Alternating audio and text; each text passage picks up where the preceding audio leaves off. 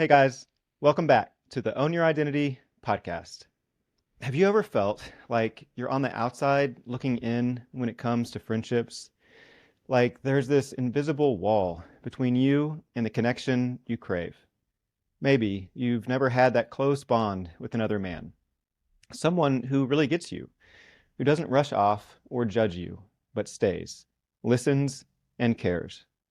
Today, we're breaking down those barriers and talking about how to build the deep, meaningful connections you were made for. My name is Jason Mellard. I'm a certified high performance coach, husband material coach, and the founder of Own Your Identity. I'm committed to empowering men to live beyond their unwanted same sex attractions and into their purpose through the power of Christ and for the glory of God.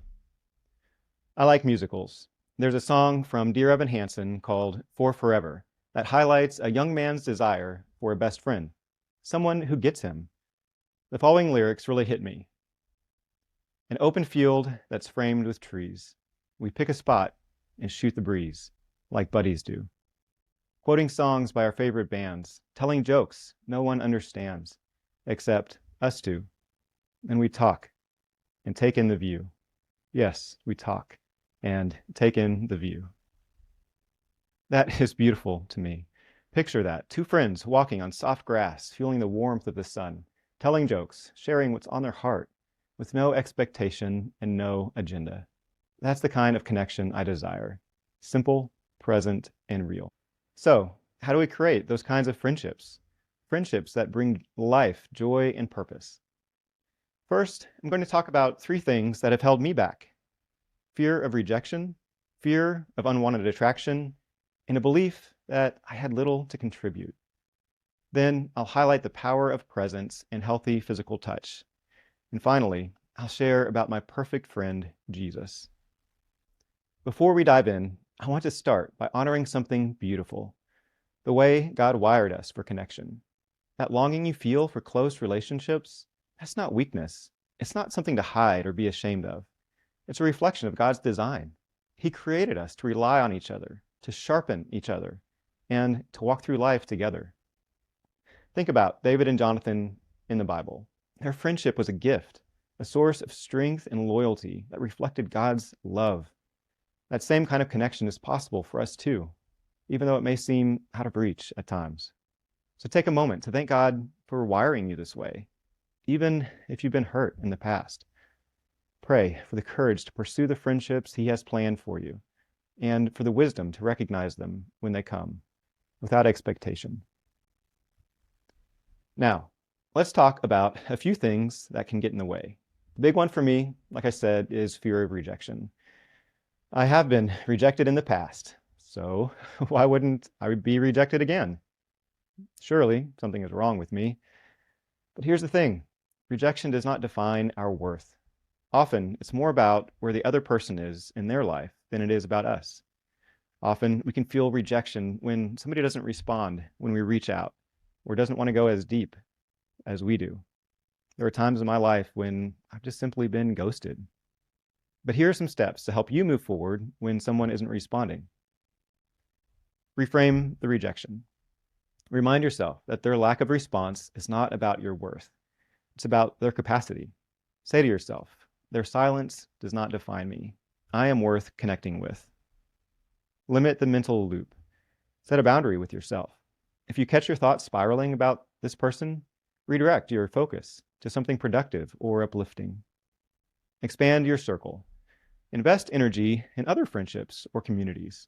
Sometimes broadening your connections helps you see that one person's rejection is not the end of the story. Write a closure letter. Even if you don't send it, write down what you wish you could say to them. And that helps you process your feelings and let go. Focus on your values. Ask yourself, am I chasing this person because I feel I need their approval, or because they align with my values? If it's the former, it's time to release them. Another barrier I've come up against is fear of attraction. I've worried I'll develop romantic or sexual feelings for a friend. And that's a valid concern, but it doesn't have to stop me from pursuing meaningful connection. If you have run into this as well, Here's a few steps to navigate it. Acknowledge the fear. It's okay to feel nervous about this. It's a common concern. But don't let the fear stop you from pursuing a friendship if you believe God is behind it. Set clear intentions. Before deepening a friendship, remind yourself of your purpose to build connection, not to seek romantic or sexual fulfillment. Establish healthy boundaries. Be mindful of the time spent alone or overly intimate conversations if they might blur the lines for you. Process temptation with curiosity. Instead of shaming yourself, ask, what is this feeling trying to tell me? Is it about loneliness, admiration, or something else? Understanding the root can help you manage it. Stay accountable. Share your concerns with a trusted mentor or coach who can help you navigate these feelings without judgment. And here's a third belief that has held me back. I've told myself, I don't have much to offer in a friendship. Many times I have been silent, obsessing over the fact that I could think of nothing to say or that I had no common ground, especially if I was afraid they'd want to talk about sports. But maybe you've had the same concern. Maybe you have felt like you're not interesting enough, successful enough, or funny enough to be a good friend. Those things aren't true. Because friendship is not about impressing somebody, it's about being present for them. Remember the idea of just talking and taking in the view? It's about showing up, listening, and caring. You don't need to have all the answers to be the life of the party. You just need to be willing to give your time, your attention, and your heart. And the truth is, you do have something to contribute. Your experiences, your perspective, your encouragement, and much more. These are gifts that only you can offer. So let go of the belief that you're not enough, and instead ask yourself, how can I serve this friendship? How can I show up for this person in a way that makes their life better? When you shift your focus from what do I lack to how can I give, everything changes. You want to be somebody that walks into a room and says, oh, there you are. You stop worrying about not being good enough, and you start becoming the kind of friend you've always wanted to have. So we've talked about some things that can hold us back. But what about how we can create deep friendships? I'll give you a simple answer. Presence. Presence is the heart of friendship. It's not about doing something extraordinary. It's about being there, fully present and fully engaged. Here are some ways to cultivate greater presence in your friendships. Schedule intentional time together. Make it a priority to set aside time for your friendships. Whether it's a weekly coffee, a walk, or a quick call, consistency builds trust and connection. My best friend Ross and I have very full lives. We don't chat often, but every Tuesday night we get on the phone and share our hearts and pray for just 15 to 20 minutes. And that intentionality and consistency is huge for me. Practice active listening. When your friend is speaking, focus entirely on them. Nod, maintain eye contact, and reflect back what you hear to show that you're fully engaged. You guys know this, but often what we think is common sense is not always common practice. I have a hard time not thinking about myself or the next thing I'm going to say when I'm talking with somebody. So it's a discipline and a practice that will reap huge rewards. Ask open-ended questions. Go beyond surface level conversation. Ask things like, what's been on your heart lately? Or my favorite, what's something that you're excited about right now? Celebrate their wins. This is a great one. Be the friend who notices and celebrates their progress, no matter how small. A simple, I'm proud of you, can mean the world. When I hear that from my wife, I just melt. Be present in the mundane. Sometimes it's not about doing something big. Offer to run errands together, help with a project, or just sit and talk. Presence is about showing up, even in the small things. Presence is the foundation of connection. It's what makes a friendship feel alive and meaningful. So, how can you bring more presence into your friendships this week? And when you're present with a friend, isn't it great to get a hug? Let's talk for a minute about healthy physical touch. For so many men, this is a craving that they might not even realize. A pat on the back, a hand on the shoulder, a hug. These small gestures carry so much weight. It's what they say, it's what they communicate. They say, I see you, I'm here for you, you matter. I want to hear those things. Think about it. When was the last time you gave a friend a real hug? Physical touch is a way to break down walls and build trust. It can feel uncomfortable or unfamiliar, but start small. It's not about forcing anything, it's about being intentional and open to connection. Remember, physical touch is not just about the act itself, it's about the message it sends. You're valued and you're cared for. You want to communicate that to others, so it's worth the risk. Several months ago, I sat with a best friend for coffee.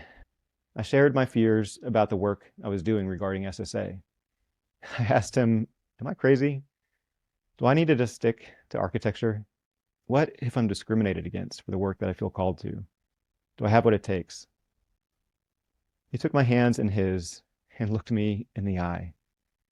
For 5 full minutes, he held my hands in his and he affirmed the direction that God was leading me. He talked about my personality, my talents, my passion, and the healing work that God has done in me. Jason, he said, this is exactly what you're called to do. You're my hero, and I want to cheer you on as you partner with God in this. And I couldn't doubt his words when his touch and gaze confirmed it. But finally, I want to say that when I look at a friend, I want to receive a smile. I want to be certain that I will get a look on somebody's face of love. It is a deep desire. Recently, I experienced pain from a friend. My heart was hurt, and I had to lower my expectations of him for a time to protect my heart. In my hurt, what I wanted most was to look upon someone's face whom I was certain would smile. I received that from many people, but that experience really impressed upon me my deep desire to look at someone and see that they're happy to look back at me, always, no matter what.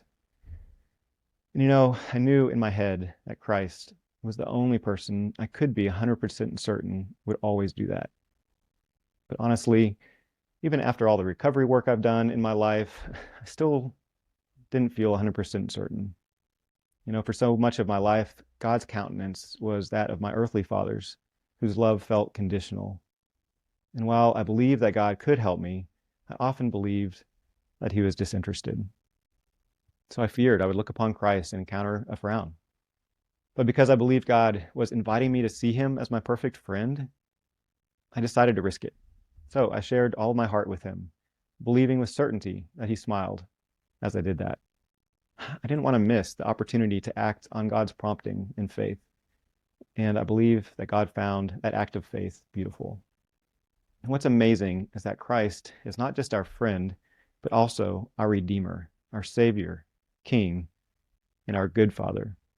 Jesus is the ultimate friend. He's the one who shows us what it means to be loved without condition, to give without expecting anything in return. He's the one who reminds us that in him, we're enough, just as we are. Jesus didn't come to impress people. He came to serve them.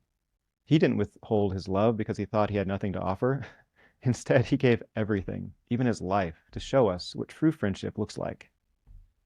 And I believe that when we invite others to know Christ in the gospel, it is powerful to introduce them to someone who is our friend.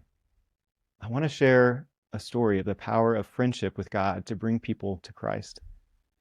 Recently, my wife and I had the privilege of hearing firsthand a story of how Christ's friendship brought a Muslim woman to himself.